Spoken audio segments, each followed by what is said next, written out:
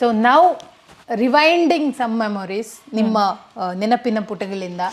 So ನಮಗೊತ್ತು SP B sir ನಿಮ್ಗೆ ಎಷ್ಟು ಪ್ರೀತಿ ಅವ್ರ ಮೇಲೆ ಅಂತ, ಅವರ ಹಚ್ಚೆ ಇದೆ ನಿಮ್ಮ ಕೈ ಮೇಲೆ. ಸೊ ಅವರು ಜಾನಕಿ ಆಂಟಿನೂ ಇದೆ ಇಲ್ಲಿ. ಓ ಓಕೆ, ಕನ್ನಡದಲ್ಲಿ ಜಾನಕಿ SP. ಓಕೆ, ಸೊ ಹೇಳಿ ಮ್ಯಾಮ್. ಅದೇ ನಾವು ಚಿಕ್ಕವರಿಂದನೂ ಅವರಿಬ್ಬರು ಜಾನಕಿ ಆಂಟಿ SP ಅಂಕಲ್ ಸಾಂಗ್ಸಿಂದಾನೇ ಖುಷಿ ಸಿಗೋದು ಮನಸ್ಸಿಗೆ. ಈವಾಗ್ಲೂ ನಮಗೇನೇ ಬೇಜಾರಿದ್ರು ಒಂದೊಳ್ಳೆ ಅವರಿಬ್ಬರು ಸಾಂಗ್ ಕೇಳಿಬಿಟ್ರೆ ನಮ್ಮ ಮೈಂಡ್ ಫ್ರೆಶ್ ಆಗಿಬಿಡುತ್ತೆ.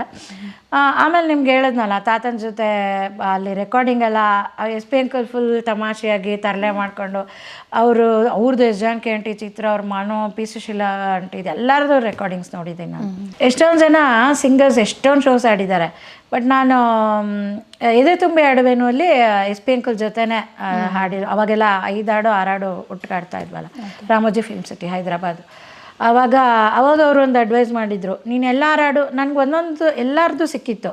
ಜಾನಕಿ ಆಂಟಿದು 1000 ಜನುಮಗಳು ಅದು ಸಿಕ್ಕಿತ್ತು. ಆಮೇಲೆ ಚಿತ್ರಾ ಚೇಚಿದೊಂದು, SP ಶೈಲಜಾ ಆಂಟಿ ಮ್ಯಾಮ್ದೊಂದು.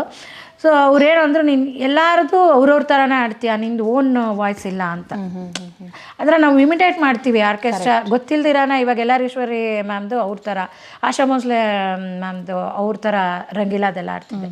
ಆವಾಗ ನಾನು ಅದು ಕಾನ್ಷಿಯಸ್ ಆಗಿ ಅವ್ರು ಹೇಳಾದ್ಮೇಲೆ ನನ್ನ ವಾಯ್ಸ್ ನಾನು ಆ ಥರ ಇಮಿಟೇಟ್ ಮಾಡಬಾರ್ದು ಅಂತ. ಆಮೇಲೆ ಅವರು ನನ್ನ ಹಸ್ಬೆಂಡ್ ಒಂದು ಏನೋ ಒಂಥರ ಗಣೇಶ್ ಸರ್ ಮೂವಿ, ಅದಕ್ಕೊಂದು ನಾನು ಟ್ರ್ಯಾಕ್ ಆಡಿದ್ದೆ. ಅಂತರ ತಾರೇ ರೇ ಒಂಥರ, ಅದು ತುಂಬ ಚೆನ್ನಾಗಿದೆ ಸಾಂಗ್. ಅದು ಆ್ಯಕ್ಚುಲಿ ನಂದು ಇರುತ್ತೆ ಅಂದರು, ಆಮೇಲೆ ಮೇಲ್ ಸೋಲೋ ಮಾಡಿದ್ರು. ಆ ಟ್ರ್ಯಾಕು ನಾನು ಹಾಡಿದ್ಮೇಲೆ ಅವರು ಹಾಡಿದರು. ಆವಾಗ ಇವ್ರ ಹತ್ರ ಹೇಳಿದ್ರಂತ, ನಿಮ್ಮ ಹೆಂಡತಿ ಆಡಿರೋದು ಒಂದು ಸಂಗತಿ ಆಡಿದ್ದೀನಿ ನಾನು ಅಂತ. ಅಂದರೆ ನಾವೆಲ್ಲ ಅವ್ರ ಕೇಳಿಕೊಂಡು ಅವ್ರ ಸಂಗತಿಗಳು.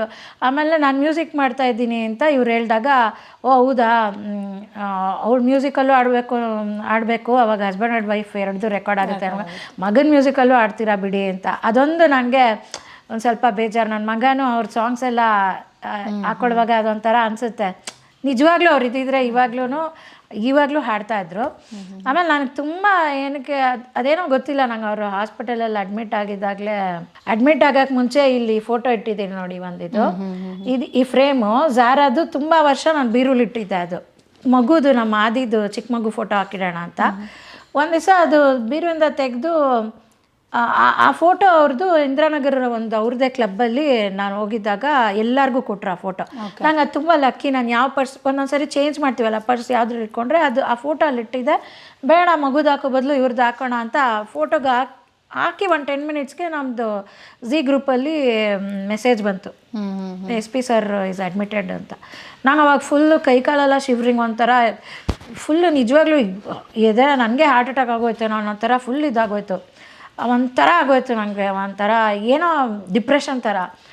ಆ ಕೃಷ್ಣಂದು ಫೋಟೋ ಅದಾದಮೇಲೆ ನಾನು ಆ ಕೃಷ್ಣನ ಫೋಟೋ ಅಂದರೆ ಲಿಟ್ರಲಿ ನಾನು ಬೇಡ್ಕೊತಾ ಇದ್ದೆ. ಆ ಕೃಷ್ಣ ಸ್ಟ್ಯಾಚು ಇದೆ ನೋಡಿ ನಮ್ಮ ದೇವ್ರ ಮನೇಲಿ. ನಾನು ದೇವ್ರ ಹತ್ರ ಒಂದೊಂದ್ಸರಿ ಮನುಷ್ಯ ಹತ್ರ ಹೆಂಗೋ ಆ ಥರ ಅಷ್ಟು ಭಕ್ತಿ ಇರುವಾಗ ನಾನೇನು ಅಂದ್ಕೊಂಡಿದ್ದೆ, ಅವ್ರು ಬದುಕಬೇಕು, ನಾನು ಸತ್ತೋಗ್ಬೇಕು, ಅವ್ರು ಬದುಕಬೇಕು. ಅಂದರೆ ನಂಗೇನಂದರೆ ಅವ್ರಿಗೆ ಎಷ್ಟು ಜನ ಓದಾಡ್ತಾರೆ, ನಂಗೆ ಸಾಕು. ನನಗೆ ಅಂದರೆ ನಾನೇನೋ ಹಂಗೆ ಬೇಡ್ಕೊಂಡ್ರೆ ನಿಜವಾಗ್ಲೂ ಹಂಗೆ ಆಗೋಗುತ್ತೆ ಅನ್ನೋ ಥರ ಅಂದ್ಕೊಂಡು ಅಷ್ಟು ಇದಾಗಿ ಬೇಡ್ಕೊತಾ ಇದ್ದೆ.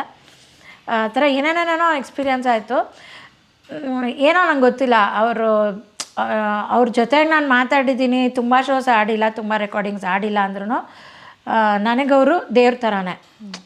ಇವಾಗ ಇವ್ರಿಗೆ ಏನೋ ರುಚಿ ಥರ ಡಿಪ್ರೆಷನ್ ಅಂತ ಅನ್ಕೊಬೋದು. ಬಟ್ ನನಗವರು, ನಾನು ದೇವ್ರಿಗೆ ಪೂಜೆ ಮಾಡುವಾಗ ದಿನ ಊದ್ಕಡ್ಡಿ ದೇವ್ರಿಗೆ ಮಾಡುವಾಗ ಅವ್ರಿಗೂ ಪೂಜೆ ಮಾಡ್ತೀನಿ. ಜೊತೆಗೆ ಏನೋ ನಂಗೆ ಶಕ್ತಿ ಇದೆ ಒಂಥರ ಅನಿಸುತ್ತೆ ನನಗೆ. ಮಸ್ತ್ ಮಜಾ ಮಾಡಿ